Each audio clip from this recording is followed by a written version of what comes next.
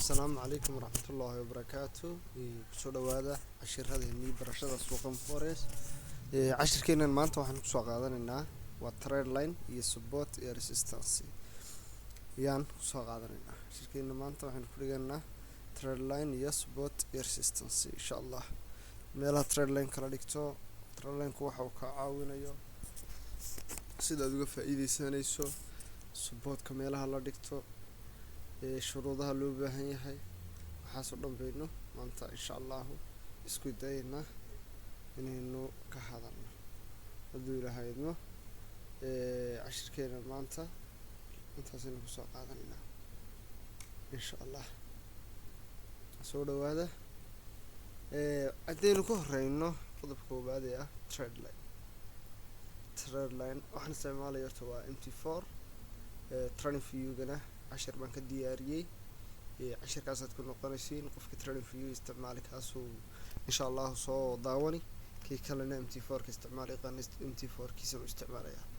marka trend line-ku waa line jiheeye ah oo jihada suuqa ku tusa tusaale saas oo kale aan u saartay jiheeye suuq weeyaan wuxuuna wax ka qabtaa ama wuxuu laga shaqeeyaa ama wuxuu tilmaamaa suuqyada trend market-ka ah man cashiradeenii kusoo qaado trend market-ka ah suuqyada jihada haysta ama suuqyada kor iyo hoos jiha la garanayo midkooda socda buu inaga caawiyaa insha Allah.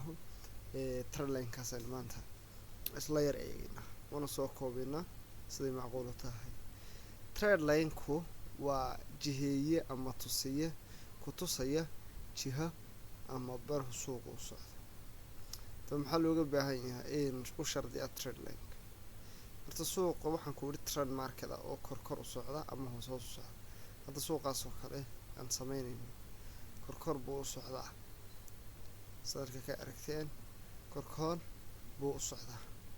haddaba trend line markaan ka hadlayno suuqu labadan bar suuqa kooban waa impulse iyo correction ama suuq dhinaca inta u socdo pullback sameynaya baxaya pullback sameynaya wuxuu gaaro consolidation ama nasasho galaya.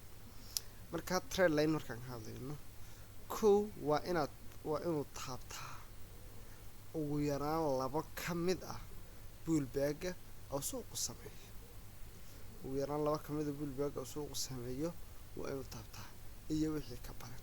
su'aal halkaas imika saasaan sameyn saas aan waa inuu ugu yaraan laba ka mid ah taabtaa laba xabad ma saarnaysid laakiin ugu yaraan labaad saarnaysa. waxaan eegnaa suuqan dhexdiisa inaynu trend line ka saarno insha Allah sida hadda halkan oo kale aynu saaranayna. trend line-ku waxaan ku wari ugu yaraan laba ka mid ah waa inaad saarato soomayna nisadan ugu yaraan laba ka mid ah kaas. marka trend line-ku uu laba kala baxaa waa trend line weyn oo kaas oo kale inner trend line ku sii dhex jira kan kale oo time frame-ka ama waqtigaad markaa ka qaadanayso ay ku xiran tahay.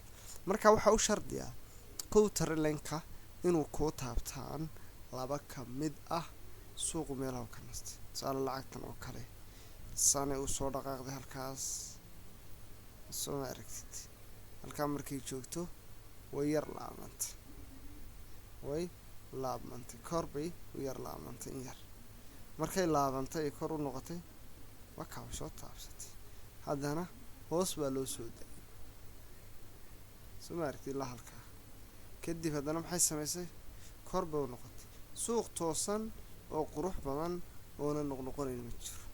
ka trend line-ka waxaan ku ugu yaraan taabsii laba ka mid ah marka halka ay way noqotay halka uu noqday halkaas yimid xoogaa yar buu galay uu taabtay trend line-kii uu soo noqday kadib inner trend line baa iska galay tamaraynkan juuno 1 hour saasay ayaa loo dhigtaa insha Allah. trend line-ka waxaan u shardiyaan ku wari ugu yaraan labo ka mid ah pullback ma saaranaysid impulse ama dhaqaaqyada hore ee suuqa tusaale down trend suuq aduu yahay ama sal yahay sida ka halkaas ka ramo kale oo hoos ugu socdo suuq hoos u socdo waxaad isagna saaranaysaa waa pullback. impulse waa kan dhaadheer hoos u jeeda impulse waxa kale oo la yiraahdaa oo ku fahmi kartaa waa lug kasta oo u jeeda dhinaca suuqa u socdo.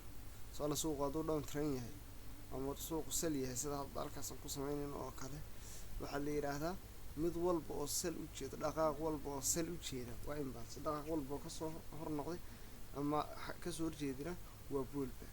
waxaan saaranaynaa baan ku yidhi meel kasta oo pullback ah, ugu yaraana laba ka mida pullbackska baan saaranaynaa.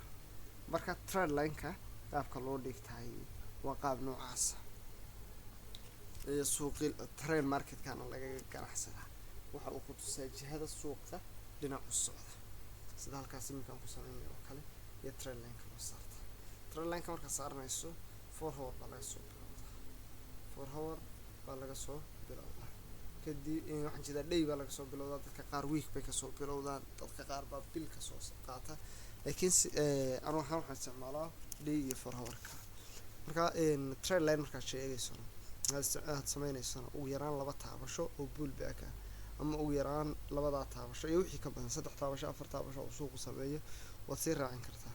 laakiin waxa ugu yar ee suuqa iminka halkan oo kale suuq up trend ah inooga muuqda, up trend weeyaan, waa suuq kor u socda. halkaas oo kale fiiri, waa kaas ilaa halkaas oo kale halkaas ku soo jabiyay.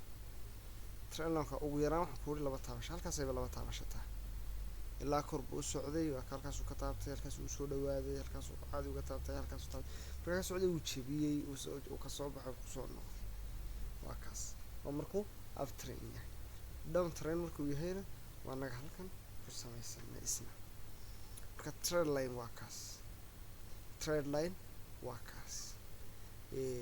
waxa kaloo jirta aan soo qaadin waxay ahayd support iyo resistance, ama sagxadda suuqa ee hoose iyo saqafka suuqa ee sare. shay tusaale guriga ama meel walba waxay leedahay gidaar iyo meel oo u sareeyo oo dusha ah saqaf sare iyo meel hoose oo sagxadda ah. marka support iyo resistance waa sida waxaa loo ganacsada. waa suuqa in soo sheegnay market structure aan kusoo sharaxnay ee range marketka ah. waa suuq sidaan u baxaya, haddana soo noqo, tana kor u noqo, oo imbalsigiisa iyo correctionkiisu isku dhow yihiin ama isba leegyihiin, oon lahayn impulse correction oo consolidation ku jira. suuqan jiha sax ah haysa, suuq ciladays waa saas oo kale. waxaa la dhigtaa gidaarada u sare meelaha suuqa laga celceliyey baa la dhigtaa support iyo resistance-ga. haddaanu lacagahan ka dhexeeya ka saarno support iyo resistance saaran, halkan waxaa in eeg suuqan oo kale, halkan suuqan oo kale eeg waxaan soo qaadanaysaa gidaar ee supportkii halkan oo kale suuqa ee dhig, halkaasaa dhigtay. waxaa kaloon dhiganayaa halkaasna waan dhigtay, way suuqana ka noqday. halkan lafteeda waxay ku jira isagna, halkaasna waa kaas waan dhigtay. waa cilad yar baa haysataan malayn, waa kaas axsan dhigana insha allah. waa kaas meel iminka halkaasoo kale suu gidaar ma aha. haddaynu dibi noqono oynu soo eegno suuqa intiisii ka horreysay, waa meelo laga celceliyey.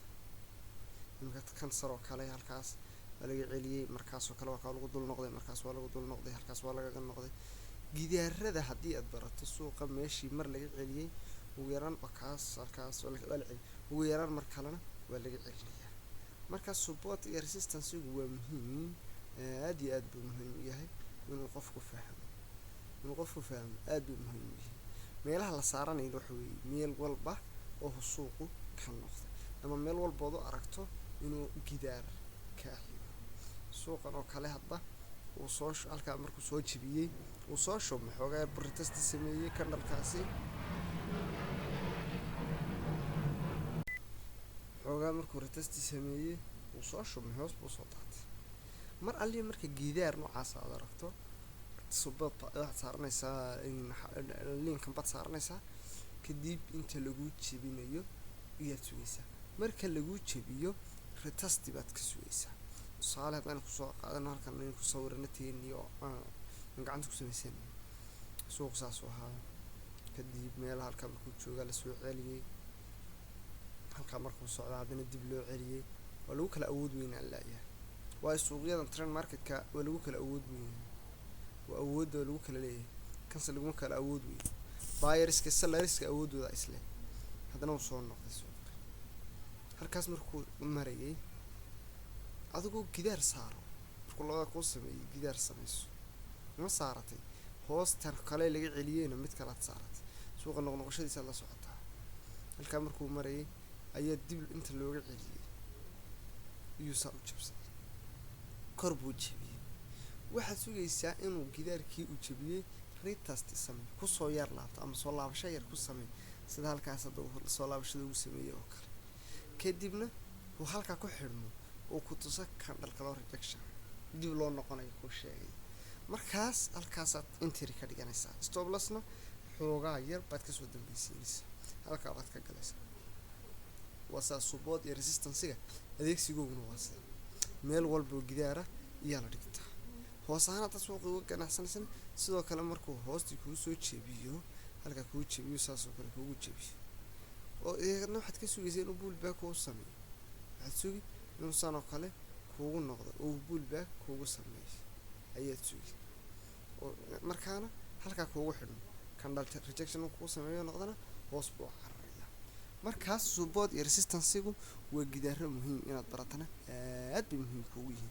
meel walba suuqa laga celiyey gidaar way kuu noqon kartaa, meel walba oo 2 jeer suuqa laga celiyey gidaar way noqonaysaa, rasbiyan gidaar way noqonaysaa. insha allah intaasaan kusoo koobaynaa cashirkeena trendlineka iyo support resistancega.